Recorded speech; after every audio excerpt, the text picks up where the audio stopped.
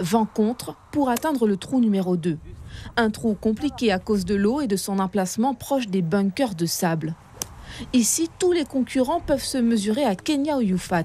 140e joueuse française sur 400, elle est aujourd'hui hors compétition. Il y a beaucoup de golfeurs qui sont là, qui m'ont connue tout enfant. Enfin, j'ai 19 ans aujourd'hui. Ils m'ont connue, j'avais 6 ans. Donc, ils voient mon évolution parce que ça fait 3 ans que je suis à fond dans le golf. Donc, je fais beaucoup de compétitions. Je suis partie en Guadeloupe notamment 3 ans pour progresser car en Guyane, c'était compliqué. Et maintenant, je suis en métropole pour mes études. Donc, c'est encore un autre niveau. Et comme ça me permet de partager avec les gens mon expérience, leur montrer, leur donner 2-3 conseils si je peux et puis me confronter à eux.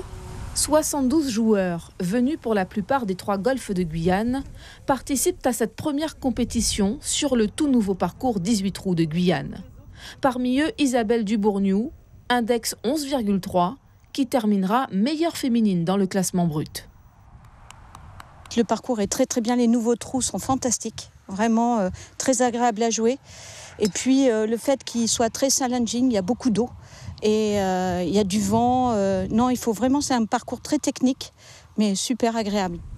Chez les hommes, Byron Zulemaro se positionne premier dans le classement brut.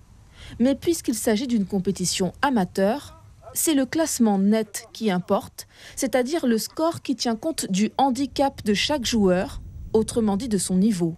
Ainsi, malgré un très bon index de 6, Chris Norris-René ne s'impose pas. Mais le joueur installé dans l'Hexagone a apprécié ce nouveau parcours. Moi, j'ai besoin de compétition. Donc, dans tous les cas, tant que je peux jouer, je joue. Revenir ici, chez moi, donc j'hésite pas. Après, ce parcours a pas mal de caractéristiques au niveau du vent. C'est ce que je disais précédemment. Et savoir jouer dans le vent, c'est primordial. Donc, prendre quelques cours ici dans le vent et retourner en métropole plus tard, c'est forcément bénéfique.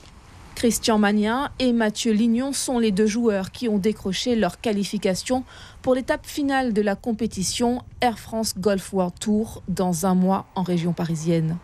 Ils joueront sur le parcours de la prestigieuse épreuve de golf, la Ryder Cup, 2 semaines après le champion américain Tiger Woods.